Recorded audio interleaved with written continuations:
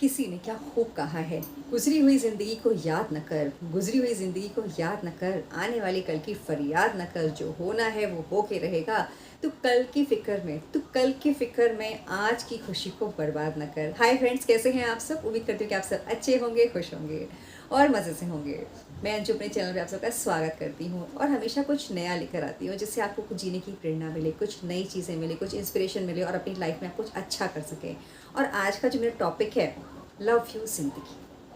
अब present moment में जीना सीखिए। मैंने जो भी आपको लाइन सुनाई उसका मीनिंग क्या है कि हम प्रेजेंट मोमेंट में ना होकर हम फ्यूचर में होते हैं या हम पास्ट में खोए होते हैं। मेरे साथ ऐसा हो गया था, मेरे साथ ऐसा हो गया था। आज जो खुशी मिल रही है उसे हम लेना ही नहीं चाहते और इसका नतीजा क्या हो रहा है, रिलेशनशिप में प्रॉब्लम हुई जा रही है। अभी हाल ही में मुझे कपल का फ़ोन आया, सब कुछ अच्छा चल रहा था दोनों के बीच में। क्या प्रॉब्लम हुई कि जो मेरी गर्लफ्रेंड है वो अब फ्यूचर में बहुत रहती है, उसको आगे की चिंता रहती है हमेशा। अब आप आगे की चिंता करेंगे तो आप प्रेजेंट मोमेंट को कैसे जिएंगे? आप कहीं गए हैं बाहर, आप डिनर कर रहे हैं, लंच पे गए हुए हैं, डेट पे गए हुए हैं, तो प्रेजेंट मोमेंट की बात कीजिए। जो स्पेशल मोमेंट आप शेयर कर रहे हैं उसकी बात कीजिए, अपने बारे में बात कीजिए। अब अगर आप ऐसे बातें करेंगे तो फिर कैसे चलेगा, है? एक छोटी सी स्टोरी सुनाती हूँ इसकी भी कहानी, क्योंकि आप एक्सपीरियंस से ज़्यादा अच्छा समझ में आता है। जब आप कुछ सुनते हैं ना तो उसको फॉलो करके देखिए। एक जोशी था। जोशी क्या मतलब, वो देखता था तो उसका था, वो तारों को देखता था और तारों को देख के वो गणनाएं करने लग गया था।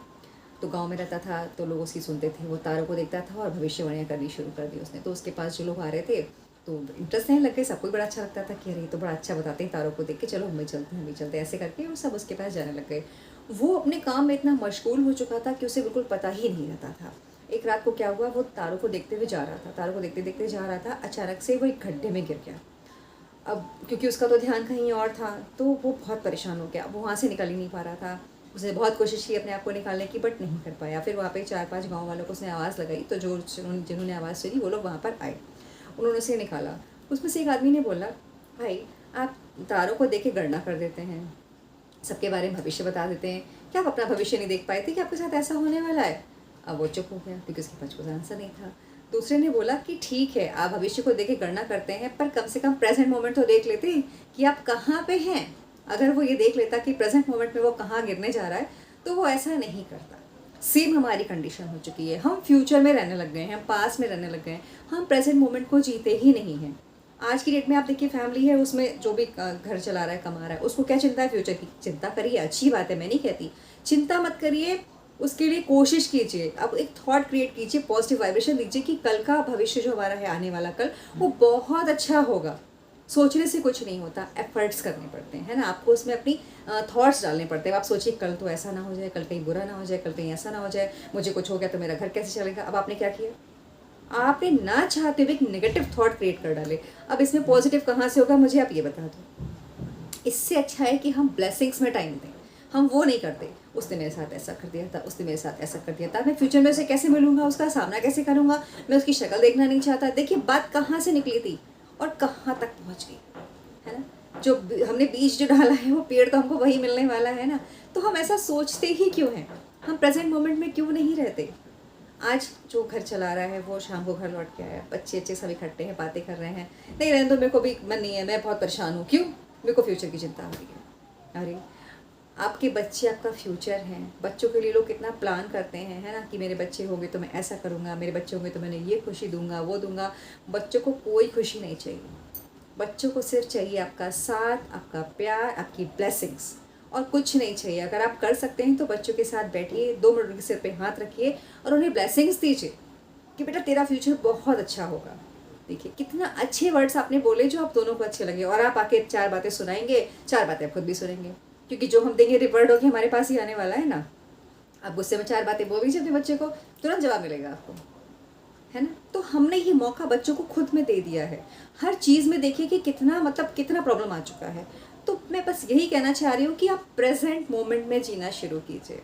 अब आप बैठे तो हॉल में हैं, मूवी देखने गए, पर आपका ध्यान है, अरे वो अकाउंटेंट क्या कर रहा होगा, उसने मेरा हिसाब तो गड़बड़ नहीं कर दिया होगा, पता नहीं कहीं कुछ ऊपर नीचे तो नहीं हो गया होगा, मेरा बिजनेस कैसे चल रहा होगा, मेरी शॉप पे क्या हो रहा होगा। क्या किया आपने?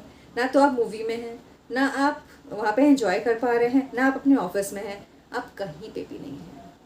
आप एक ऐसे नेगेटिव की सोच में हैं जहाँ आप बाहर ही नहीं निकलना चाहते। अब कुछ लोगों का क्या होता है, बीमारियां बनाते हैं सोच सोच के। बताती हूँ कैसे। सब कुछ ठीक चल रहा है, पता नहीं ना, ऐसा अजीब सा हो रहा है, कुछ होने वाला है, कुछ होने वाला है, कुछ होने वाला है। अब वो सोच सोच के बीमारियां क्रिएट हो रही हैं। सब कुछ अच्छा चल रहा है पर सोच सोच के बीमारी। किसी का सुन लिया, पेपर में पढ़ लिया, अरे कहीं ऐसा मेरे साथ तो नहीं हो जाएगा, कहीं मुझे कुछ हो तो नहीं जाएगा। अरे क्यों इतने परेशान होते हैं जब आप बिल्कुल ठीक हैं, खा पी रहे हैं, हेल्दी हैं, आप वर्कआउट करते हैं, सब कुछ करते हैं, तो फिर क्यों आपको कोई बीमारी लग जाएगी? और अगर होनी होगी तो उसे आप रोक नहीं पाएंगे, बट आप सोच सोच के बीमारी ज़रूर बढ़ा लेंगे। तो प्लीज़, ये ज़िंदगी बहुत मुश्किल से मिलती है, ज़िंदगी का एक पल बहुत मुश्किल से मिलता है। इसे एंजॉय कीजिए, इसे जीना सीखिए, जिसे हम कहते हैं लव यू ज़िंदगी। सिर्फ लव यू ज़िंदगी कह देने से लव यू ज़िंदगी नहीं हो जाती। ज़िंदगी का एक एक पल बहुत कीमती होता है। ये उससे पूछिए जिसके प्राण निकल रहे होते हैं, जिसकी सांसें उसका शरीर छोड़ रही होती हैं, बॉडी अलग हो रही होती है। उससे पूछिए, वो कहता है मुझे 2 सांसें और दे दो, मुझे थोड़ी सी ज़िंदगी और दे दो, मुझे अपनों से कुछ बात करनी है, मुझे उनसे कुछ कहना है, मेरी बहुत सारी बातें रह गई हैं। जो आत्मा शरीर छोड़ चुकी है उसका दर्द समझिए क्या होता होगा। आप इस चीज़ को सोच भी नहीं सकते, सोच भी नहीं सकते कि एकदम से इंसान बैठा बात कर रहा है और वो चला गया। एक हस्बैंड वाइफ थे, वो बहुत टाइम से एक दूसरे से मिले नहीं थे, और अचानक से रात को सोते सोते ही हस्बैंड की डेथ हो गई और उसकी वाइफ वहाँ पे नहीं थी।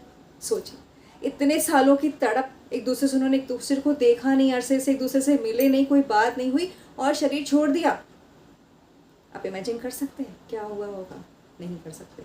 इसलिए कहते हैं कि जिस पल में आप हैं उस पल को जियो, खुशी से जियो। अगर आप बच्चों के साथ हैं तो बच्चे बन जाइए, अपना बचपना भी बाहर निकालिए। बचपन हर किसी के अंदर होता है, बट हम उसे छुपा देते हैं, है ना।